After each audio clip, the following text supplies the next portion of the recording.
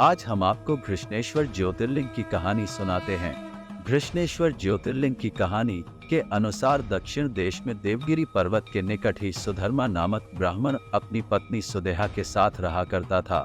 दोनों ने जीवन में सबसे बड़ा दुख इस बात का था कि वे निसंतान थे। इस पर ब्राह्मण की पत्नी ने एक हल ये निकाला कि वह अपनी छोटी बहन घुष्मा से अपने पति का विवाह करा दे। उसने वैसा ही किया और अपनी बहन घुष्मा का विवाह अपने पति सुधर्मा से करा दिया।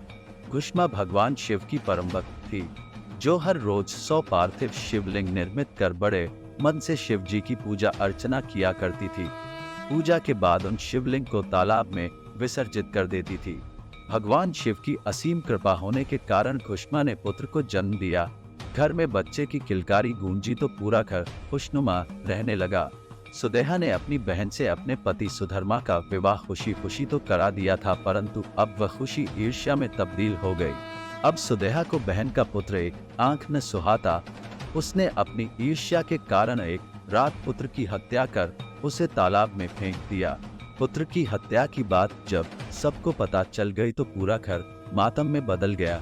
घुष्मा को अपने प्रभु भगवान शिव पर पूर्ण विश्वास था, इसलिए वह बिना विलाप किए रोज की ही तरह 100 पार्थिव शिवलिंग बनाकर पूजा अर्चना कर रही थी।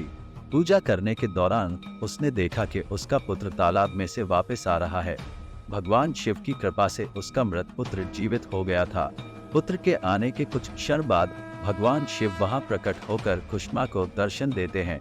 शिव जी वहां घुष्मा की बहन को दंड देने के लिए पधारे थे, लेकिन घुष्मा के सात्विक आचरण ने शिव जी को ऐसा करने से मना कर दिया। घुष्मा के क्षमा याचना करने पर शिव जी मान जाते हैं। फिर घुष्मा से शिव जी वरदान मांगने को कहते हैं। इस पर घुष्मा कहती है कि आप सभी के कल्याण के लिए यहीं पर बस जाएं। तब से इसी स्थान को घृष्णेश्वर ज्योतिर्लिंग या घुष्मेश्वर मंदिर के नाम से जाना जाता है।